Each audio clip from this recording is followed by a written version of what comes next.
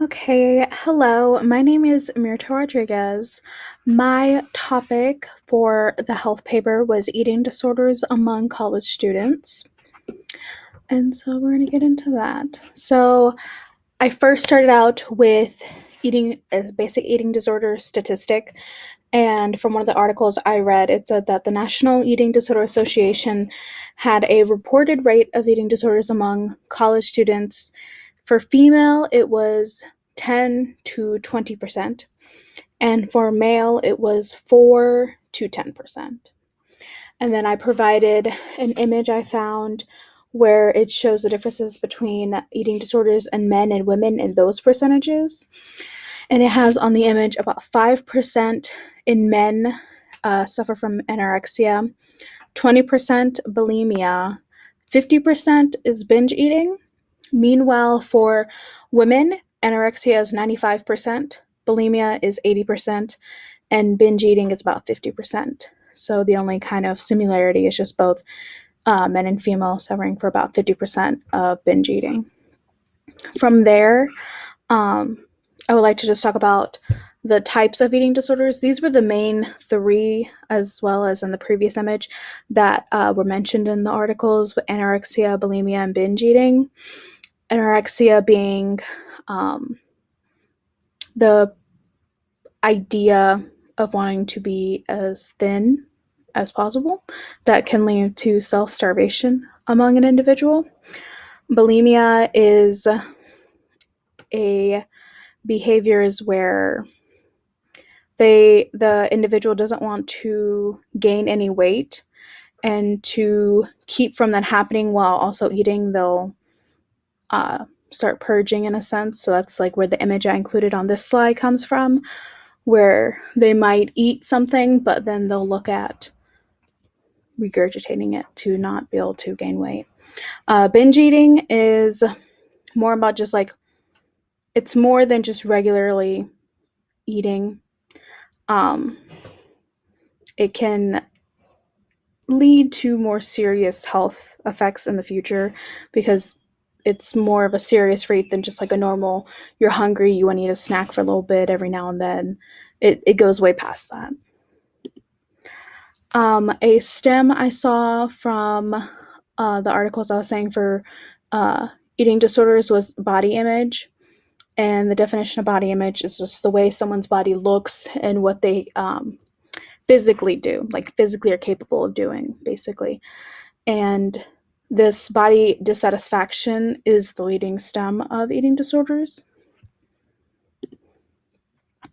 Next, I want to talk about the differences between male and female body image.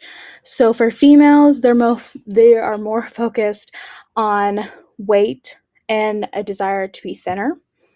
Meanwhile, males look more at their muscle size, the definition like of their body, their shape, and they have a desire to be more muscular.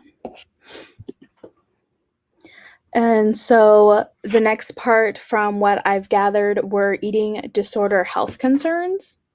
So the first, these are like the more of the main topic, like main ones that I've seen that are very common. The first one was gastrointestinal problems. So that's problems along the gastrointestinal tract. There is hypotension, so an individual having low blood pressure. Yes, sorry. Cardiac complications, so just some form of strain on the heart. It obviously will differentiate between an individual. um, Eating disorders, mental concerns, so more on the mental health side of things. A very common one is depression, sleep pattern disturbance.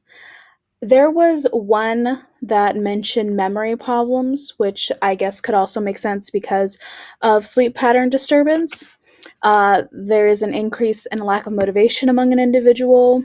And then when I say increase in isolation, I just mean in the sense of like the individual will start to isolate themselves more as they go further and further down and decrease in mental health, basically. So that's where the increase in isolation comes. And then all of this put together, all this information brought together, I found an article that mentioned some kind of prevention measures for eating disorders. And so I figured I would kind of wrap this all together with this. Basically, I feel like it's a very positive idea for a way to move forward and to help people, because it's basically prevention programs that have been created, and they're assisting in decreasing eating disorder risk and symptoms. And their main goal is working towards decreasing the ideal of thinness. So they want to challenge an individual's idea of thinness and kind of question it and kind of break that barrier. That way they don't see like the desire to be thin, be super thin, as like a construct to where it'll lead to future possible eating disorders. And so in a sense, I also saw this as it's basically also a program to help increase body confidence, because they're trying to kind of break down those ideals that have been instilled in people. And so just because also, I guess, you know, a group of people, I wanted to include on the end slide a resources and contact information, because you never know what anyone is going through, and sometimes it's not always easy to find this stuff. So I wanted to include, lastly, after giving all this information, and you can do your own kind of deep looking into it, this resource slide.